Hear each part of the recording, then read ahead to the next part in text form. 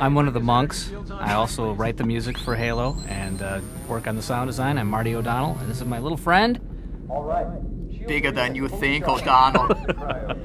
Joseph Staten. I do all the cinematics and otherwise pester Marty. Yeah, all the time. But we have to work together as a team because what is visuals without audio? That's true. Good point. And this is an excellent example of just that, Right, that relationship, This Marty. opening, somewhat cutscene, but you still have control of the camera, but action is still happening on the screen. Hey, this actually happens a lot in the first level, which is what we're seeing now. The player is actually taking camera control away from me, Right. which makes me nervous. But at the Right. same time, sets up really cool cinematic moments that we've just essentially set up different things that are going to happen in the environment, be they explosions that trigger when you run by them, or guys that run up to you and have something important to say, little in-level cinematic Every moments piece that of are very shrapnel cool. has its own metallic hit sound when it hits, and you know where it's hitting because you have surround sound on, everybody, right? Don't badger them, Marty. Oh, if they well, have sorry. the system, they'll use it. It's a good system. But really, this whole first part of the game, when you're on your ship, the Pillar of Autumn, this big, massive, kilometer-long cruiser, you are essentially being boarded by the aliens, and we really wanted to give the player in real time that feeling of panic, terror, as the aliens tear through your ship. And there's Mendoza. Mendoza, actually, the Marines each have unique personalities and names. And look because, at that throw. That's a great grenade throw. Great moment.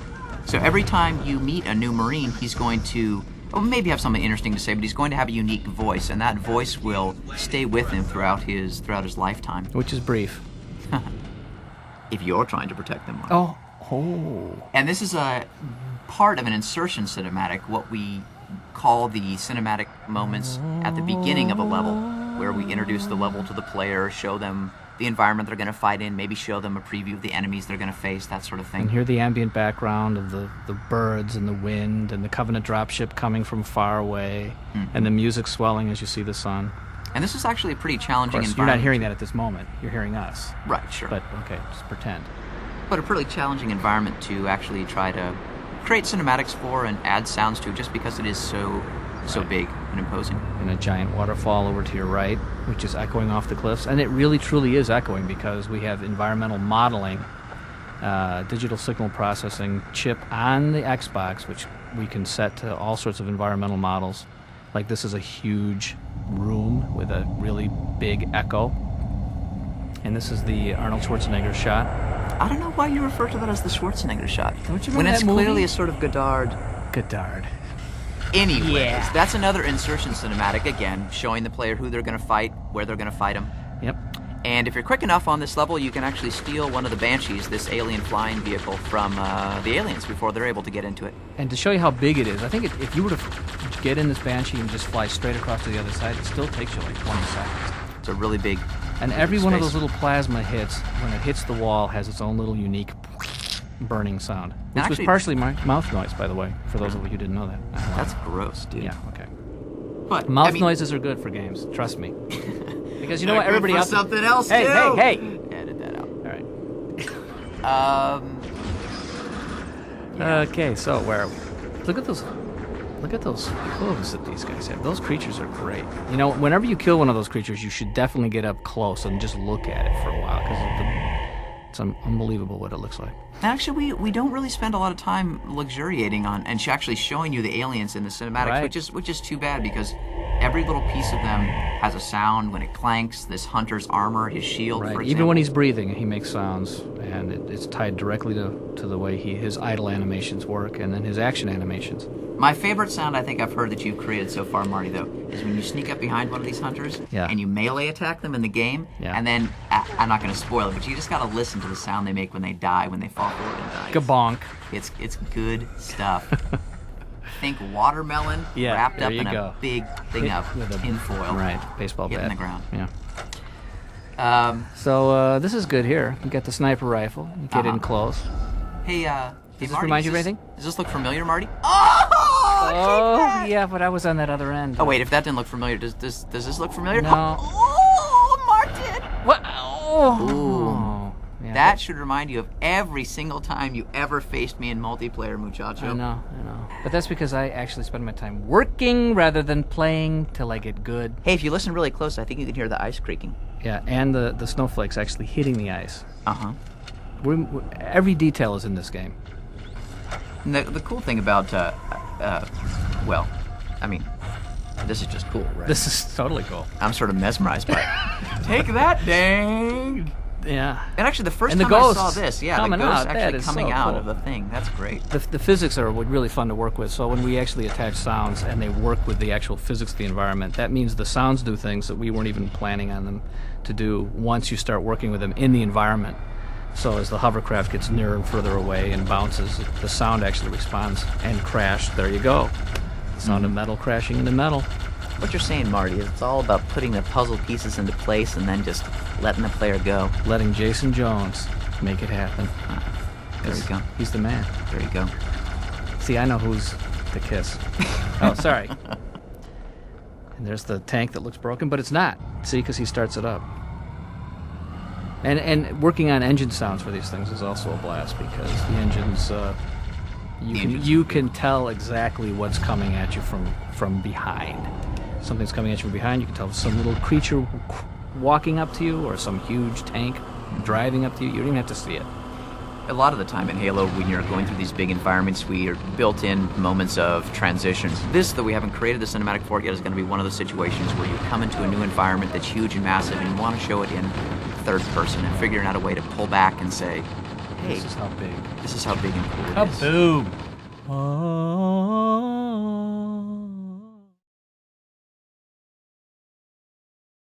Hi, I'm Steve Abeyta. I'm animation and environment lead on Halo. I'm ShiKai Wang. I'm an artist for the Halo team. And you can see here, this is Halo in action. This is more actually kind of a beginning cinematics. And we have thrown in a bunch of cool effects and stuff like that to make the player feel more involved in the game. And you can see the environments are pretty well lit. There's a lot of dynamic lights going on. You see the siren flashing over there per pixel. So actually, we project like a light map onto it. And it's not vertex lighting. It's actually per pixel. You can see that explosion right there too. It's as well. Right, so like all this stuff that goes on is a lot of it has to do with dynamic light and dynamic shading of the environment, which means that we can pre-render light maps, so it'll show you what lights would do in real life, and then in real time we can actually explosions will light up the walls, sparks will light up the walls. You can get flickering effects. You can turn on a flashlight, which is something that is pretty expensive in video games, so you don't see it too much, but on Halo we've been able to do that all over the place. One thing good about Xbox is it allows us to do multiple passes on texture, so it gives us, you can see that there's self-illuminated lights on the door right there, and there's bump mapping and reflection mapping onto the surface, so that it simulates more or less like a real environment would do. And so when you flashes that grenade onto the wall, you see like a specular highlight on the wall. You see, if you get close enough, you can see that there's bump mapping and all this cool stuff that you just can't get with other consoles. Right, cube mapping, detail maps, everything. I don't know how many maps you guys go through on each one, but there's a lot of passes. Yeah, this is another great thing about Halo. It's indoor and outdoor environments. Right. And that's one thing, if you see at the sun over there, the sun, one of our programmers made it so that the sun actually creates a volumetric effect when it passes through objects, so that it would more or less simulate how real world would do. Right, and that's a good example of really special case effects that have been programmed into the game. Like he made that effect specifically for the sun. Yes. And we use it some other places too, but he also does stuff with the zoom camera, which you'll see, where there's very specific effects. We want to do something really specific, so he spent the time to do it for that one effect. So part of designing the world for Halo is we start off with what we know more or less about real environment. And Xbox definitely gives us that opportunity to make things look more realistic. So this is more of indoor the inside technology of Halo, or on the ring of Halo. And without giving too much away of what Halo is and stuff, we try to make it look high-techy and cool, and also mysterious at the same time. Right, and one of the challenges that the environment modelers had to do is there's a human race, which you are, so we have a specific architecture for that, and then there's the bad guys that you're fighting, and there's a specific architectural style for that, And Halo, the world that you're on, has its own look, and it was a pretty big challenge for them to be able to create all those languages, but it's pretty effective. Like, you get in any room and you know which race built that room, which is pretty cool. So here's some Covenant characters, a little firefight. You can see how they differ from yourself. You're part of the human race, but you're fighting these guys that move around a little bit like different animals. There's guys that move around a little bit like birds and are very guarded. They carry big shields. There's some comical characters, the grunts that look like they have the big shark fin on their back. There's the elites, which lead them all, and they're very beast-like, very kind of cat-like in that they're very agile and scary in that way. And the hunters are the big, massive behemoths guy. What's so cool about Halo is that the alien people you're fighting is a group of alien races, not just one type of alien. You can see the armor on this guy. It actually reflects. If you get close to the cyborg, he has a bump map. So everything, all the big tools that were too expensive to use on other systems, I mean, we can do them everywhere now.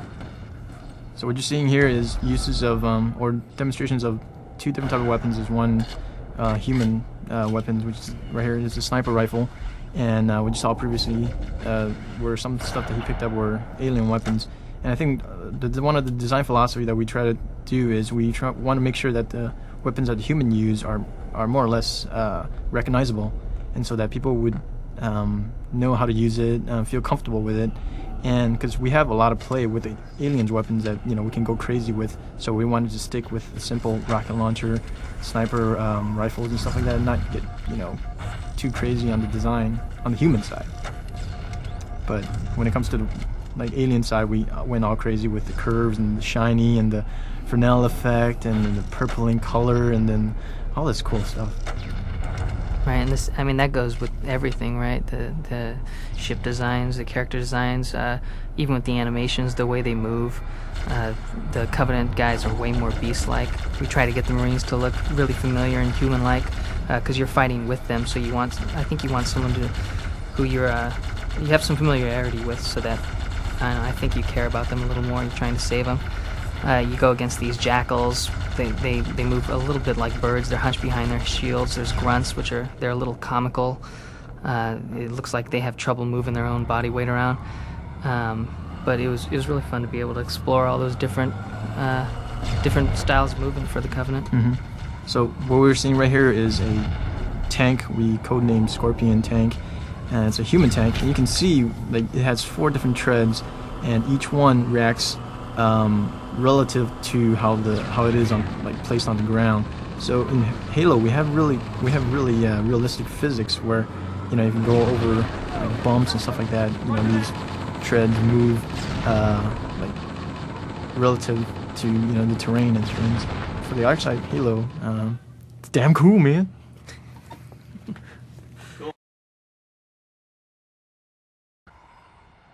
Hi, I'm John Howard. I'm lead game designer on Halo. And I'm Jaime Griesemer, and I'm a designer. And we're just going to talk to you a little bit about what's going on here, why we think this game is fun, why it's cool. So these scenes are all from the first level, which is also the tutorial. So what you have right now is the technicians that woke you up from cryo sleep are teaching you about your energy shields and helping you figure out your controls, and it's all done within the context of the story, so it's a smooth transition. And it also doesn't last very long because almost immediately things go bad and the Covenant start attacking and they start killing off the people who are trying to help you, and then you're kind of on your own. Yeah, Jamie has a good point. We wanted to get you right into the action, right into the game, so what really feels like a training, what feels like, oh, this is how you use the game, only really happens in that first part, but throughout the first mission, in fact throughout the entire game, there's always that stuff going on because there's so much stuff to do in Halo, because you can drive vehicles, because you can walk around stealthily, because you can use so many different weapons, so many human weapons, so many Covenant weapons, and there's so many different types of environments, so many different types of enemies that you're always constantly learning. So even at the end of the game, there's always new stuff going on.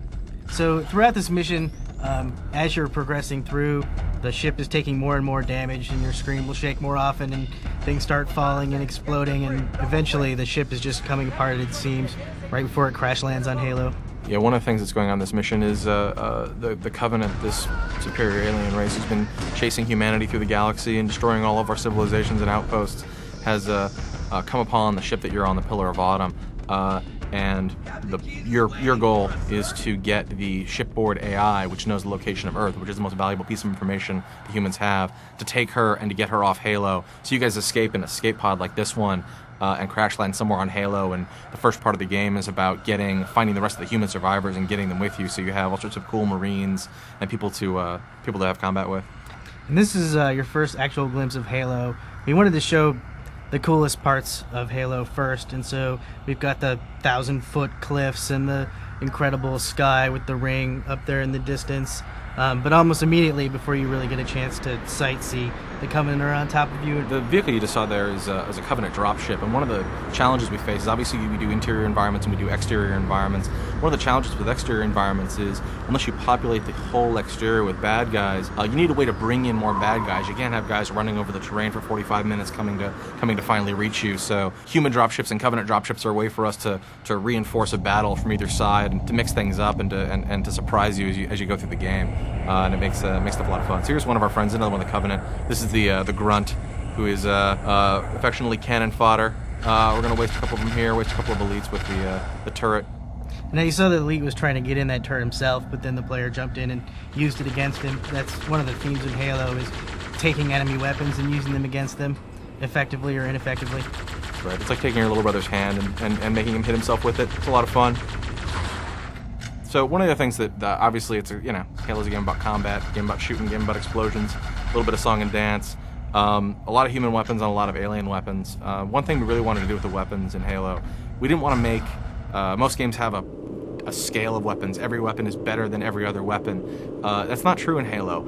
In every situation, there's always an ideal weapon. It may not be the one you're carrying right now, but every time there's a place, the last mission in the game even, in places in later missions, and all the time in multiplayer where you're like, oh, geez, I wish I had the pistol, or I wish I had the enemy plasma rifle. Always there's a situation where you want different tools. And you can definitely see the different personalities in this situation.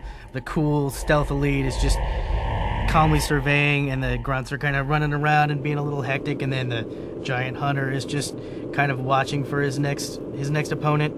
Yeah, the hunter is still truly scary. Haven't worked on this game for a long time now. The hunter is someone I still truly fear for many reasons. Man, you see that we're just laying into him right here, and he doesn't care.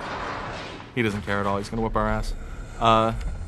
So this is again outside. This is actually a beautiful environment. One of my favorite environments is snow environment. Taking care of a little business with the elite. We're back to the Marines here. If you want to talk about that, Jaime. One of the things we really focused on in Halo is combat with the AI and not just against the AI. So you can see the Marines are helping you out. Sometimes you follow them like you saw from the first mission, and sometimes they follow you and try to help you achieve your objectives. So obviously more weapons, sniper rifle, the ice. Actually, one of the cool things with all these different vehicles is you pick up like something like the Ghost or the Warthog, which is the human Jeep with the chain gun on the back. You load the Marines into that. They're whooping ass. You hit across the ice. You take too hard of a turn. You slide into a wall and tumble the vehicle, and they all go flying out. And then the AI, the Marines, are smart enough to go, hey, I need to be back in that Jeep. And as soon as you right the Jeep, they get right back in it with you. This is an example of the enemy using vehicles against you. That's a mortar tank, and this is a Covenant dropship, and it's just dropped 2 Covenant ghosts, and they use vehicles extensively. And a lot of the fun of the game is to take that charge of the vehicle and take the guy out that's driving it, and then steal it yourself. If we weren't pasting that guy with a rocket launcher, if we would have just hit him with a grenade and sort of glanced him and flipped the vehicle over, you would have seen the same thing where the elite would have gotten tumbled out of his vehicle, fired at you as he ran back to his vehicle, and then tried to hop back in it and use it against you. None of that stuff is scripted or pre-planned. It's all just how the AI knows how to use the environment and how to use the tools that they have against you. This is a great example of an outdoor battle. It ranges across an entire canyon floor. It's a giant terrain, plenty of vehicles, lots of guys. All in the same area, part of the same giant battle. Yeah, this is another one of the human vehicles. This is the Scorpion tank, which is a giant badass tank that we're using to just punish little grunts. That right there is what Halo is all about. It's all about using a giant tank to pound one tiny little grunt and throw him through the air. One thing you didn't see there is the giant turret also has a machine gun on it, so you can be safely cozied in your tank, and while you're waiting for the next round of the master shell to reload, to fire off some machine gun rounds and provide some additional covering fire. And what you see right there is you're driving a tank inside of a huge structure, and it's a massive, epic undertaking, and that's really Halo. Hi, so my name's Alex Seropian. I'm a founder of Bungie. Hi, I'm Hamilton Chu. I'm producer on Halo. This is Halo. We've been working on this game for, a little over 3 years now. It's a project we started after Myth of Fallen Lords came out. And it's evolved a ton in that amount of time. It started as it was a really small team of a couple of engineers basically working on some technology that they were going to use for an RTS game. And at some point in those early stages, they wanted to go back to some of our Bungie roots, like Marathon, and started working on what they could do with combining some of the stuff we learned on Myth with some of the action elements of a game like Marathon. And that was sort of the first part of Halo's evolution. In the years that followed, a lot of things happened where, like recently, we got acquired by Microsoft, so we had an opportunity to refocus and move from the PC world to the console world, which is something we've been interested in doing for a long time. That's had a real profound effect on the way we think about the game, and the way that we design the game, and a lot of the decisions that we've made recently. It's really given us the opportunity to focus on making the game graphically really rich and play really well. I think it's pretty cool. There's a lot of stuff we've learned along the way too with process. This is definitely the biggest team that we've ever had working on a game. It started off, like I said, really small, and it now encompasses all of Bungie. Like Alex said, this is by far the largest team and project that Bungie's ever done. The story in Bungie games, the story has always been a really big thing for us and something that our fans have really appreciated, so it's always a big part of everything we get into. I think we used it to a really good effect in our first level. Now, speaking of effects, you see the sun coming through the trees right there? Yeah, that's pretty cool. I think everybody else in their commentaries have talked about how cool that is. But did they talk about Bernie? Because Bernie did that. Jason Yes. Coulson's a little monster. He's just a coding maniac. It's all about having coding maniacs. Yeah. They're You know, really we had helpful. a party last week at Jason's house. Bernie showed up with his laptop and he coded the whole time. That's part of why we like Bernie so much. That's what makes him a little monster. That and the food he eats. There's some more cool effects. So this is A30, a level that Marcus Leto did, our art director. It's really cool. The outside vistas in Halo, I think they're among the best that I've seen in any game. As are the interiors that we're seeing here. These are pretty cool as well. This one's done by Chris Barrett. That's pretty cool because Chris didn't actually start off working on Halo. He was working on a different project. That's true, but we're really glad he did some stuff for us, because this interior stuff and the snow outside stuff that you see later, it's all Chris, and it looks cool, and it's really different from the other stuff we've done. It's very different. So it really added some good variety and showed us some stuff that we could do with our engine that we didn't know before. Looks like we're running through all the weapons here. The weapons were designed by Rob McLeese. Rob was actually one of the first people that we hired at Bungie. He's been here for 6 years. He's really into guns. Yeah, and he just got married, which is kind of weird. He married somebody who works here too. Yeah. A woman, Lorraine. Yes, we have a woman. She's married though. Yes, yes. And now it looks like we're running through the characters here. Here's the Jackal. A while ago, you could shoot through his shield pretty easy, but then we made his shield really fairly impenetrable. Yeah, that made it really nasty. That's a stealth lead. That Man, that really stealth cool. effect's really cool. That's Bernie again. Yeah. Man, that's cool. Yeah, Bernie did a lot of the cool shaders that are in the game. This hunter character is really cool. He's got these spines that they'll twiddle when he's nervous. And he's got this cool neck that you can see when he dies. He's got a real soft spot on him. You could actually kill him one shot with the pistol shot in the back. Bink. But that's not to say he's a wuss or anything, because No. he could kill you real Like easy. this. Yeah. So this was sort of some of the outside stuff that Hamilton was talking about. Chris Barrett did. I was going to say, like, that's one of the cool things about Bungie is we've got this real open environment, and like we can grab somebody like Chris Barrett and Dan, who are both working on different projects, and we can sort of enlist them into Halo, and they can contribute in a really important way like this. That's really cool. Damn, snow is cool. Yeah, maybe we should actually talk about what's going on the screen. The story in our games have always been really important, and like when we decided to announce the game, basically we tried to tell a story with a cinematic. That's when we went to MacWorld and Steve Jobs sort of unveiled Halo for the first time. That got us a lot of mileage out of that trailer that we did for that announcement. I guess you're getting to see a lot of the vehicles here. Vehicles are a pretty fundamental part of Halo. I feel like it's what adds a lot to the whole first-person shooter experience, and it adds a lot to your combat experience. Really makes the game unique. That's one of the things that we've tried to do in all the games that we've made. Like if you look back through our gameography, like, you know, Myth really was the first strategy game that had real 3D in it. Yeah, something that you referred to before with the engineers and the artists working closely together. I think it's worth talking about that again. I think that's really a big part of why our stuff can look so good, is because the artists and the engineers really do talk to each other a lot, and more than that, they each understand the process that the other party is going through, and the issues that the other party is dealing with, and that really lets them do a lot. The artists understand the tools such that they can take it farther than the engineers envision it going, and the engineers understand the artist's needs so that they can come up with new tools for them to use that the artists wouldn't have suggested themselves. So a lot of the cool effects that you see here is a lot of different things working together, the shaders and the light maps and the bump maps. Do you know we did Marathon with like 5 guys? Is that so, really? Yeah. 5 guys. And is that including you? Because then it's really like... Yeah, watch it. Thin Ice Hamilton. It's all about you, Jay. Hey, everybody. So I'm Jason. I'm one of the co-founders of Bungie and the lead on Halo. I've got Joe Staten with me here. He's our director of cinematics. Joe's done some pretty cool Halo movies of the PC version of the game over the last 2 years for you guys. We're going to put him on the spot this time, do something a little bit different, get him to actually play Halo on the Xbox. And we're pretty much going to let it speak for itself. Great. Thanks, Jason. It's really nice not to be showing you a movie today, and although it makes me very nervous to actually play this for you, I am going to be playing Halo in the flesh on the Xbox. On behalf of the whole Halo team, thanks a lot for coming, and welcome to Halo on the Xbox.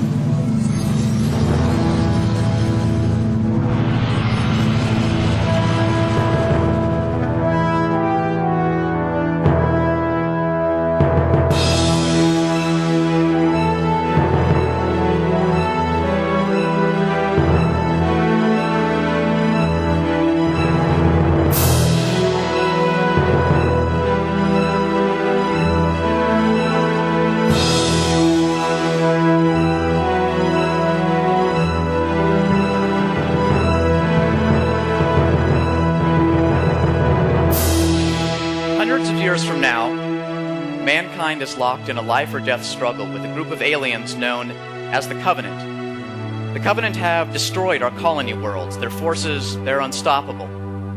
To lead the Covenant away from Earth, a ship of human soldiers makes a blind jump to a forgotten corner of the galaxy, where they crash on Halo, an ancient ring artifact 10,000 kilometers in diameter locked in orbit between an obscure planet and its moon. And this is Halo. And this is you. An elite military unit, you are the last of your kind. Trained to fight with any weapon, attack in any vehicle, you are mankind's most sophisticated piece of military hardware. Linking together with other survivors from the crash, you begin a guerrilla war against the Covenant army that followed you to Halo. Whichever side, human or alien, first uncovers the secrets of Halo will find something that will alter the course of the war. Humanity's fate is in your big, green, armored hands.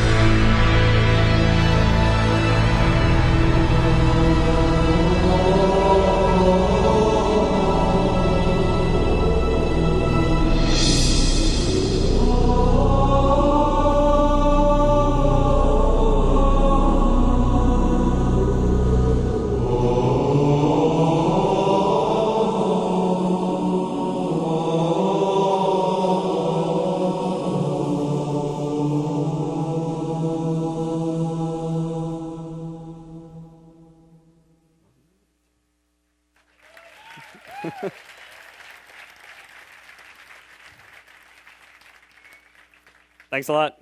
So that's Halo. Come see us at the Pavilion. Woo!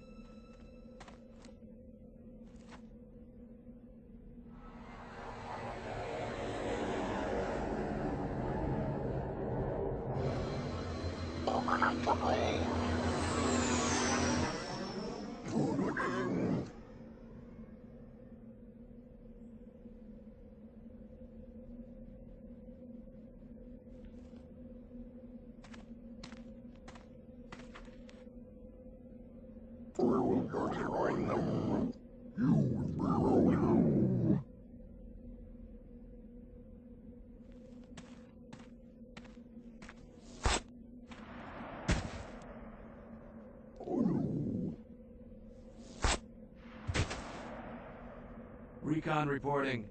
Hostiles have been neutralized. Say again? Over. The drop zone is clear. I repeat, the drop zone is clear. Understood. Lieutenant, let's get this thing moving. Hang tight. This may get a little rough. I want a quick, tight dispersal. If they catch us napping, this operation is as good as over. Sir, yes, sir! Coming up on the insertion point. Goff, get that hog rolling as soon as we dust off. I need your team in position ASAP. I'm all over it.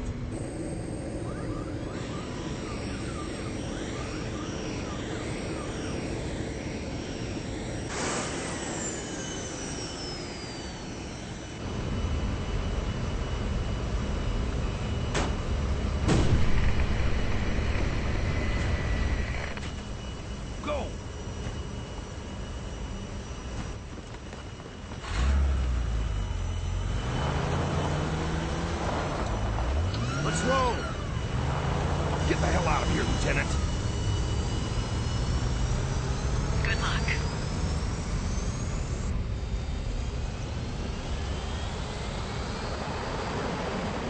See you at the rendezvous point. Affirmative.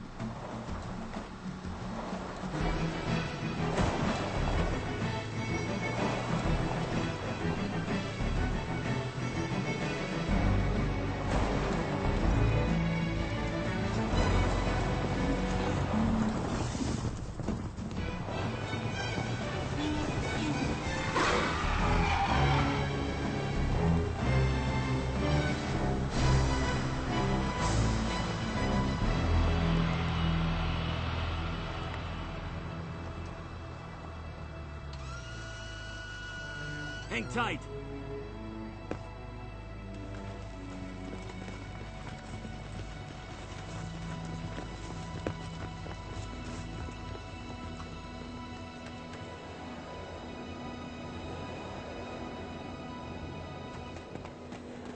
Objective in sight. 6 hostiles, 6 vehicles. Draw off what you can.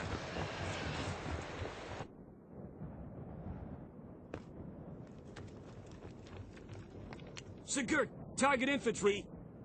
McLeish, target armor. You set him up, I'll knock him down. Initiating contact.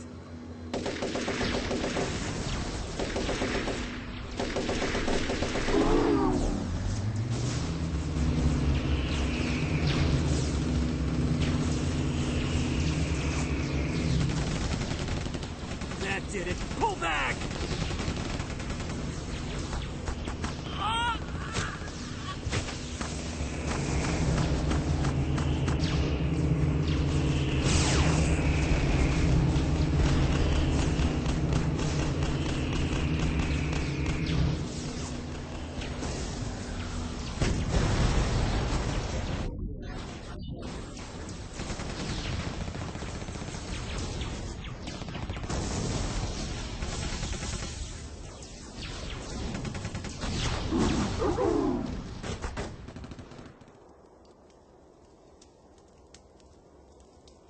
Report!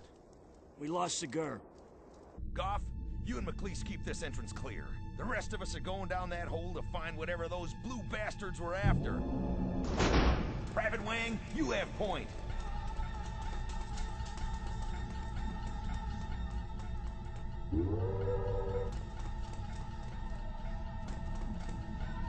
Clear.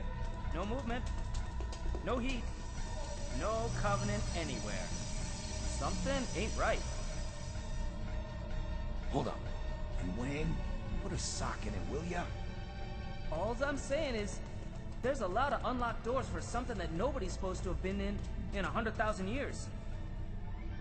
We got nothing down the rabbit hole. You seen anything topside? Not a damn thing.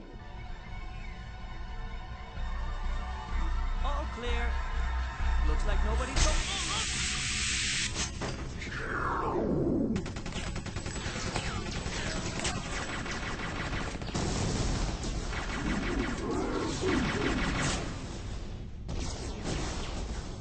Outnumbered! Attempting to disengage! Exit is secure. We're coming in. Negative! Hold your position! No way, Sarge. 50 meters and closing. Dog, get the hell out of here! That's an all! Come on, let's move.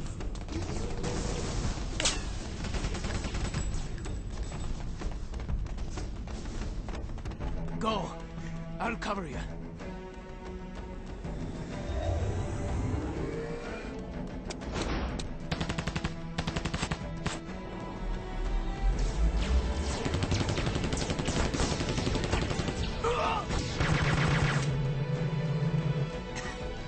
Hey, stooges.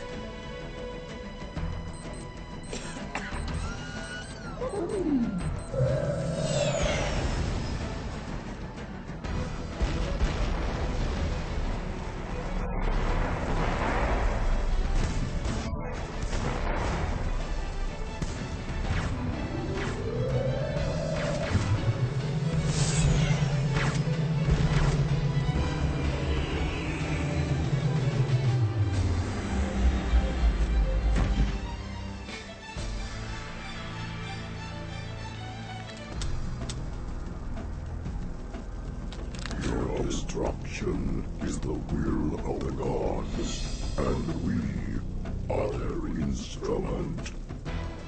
Go to hell.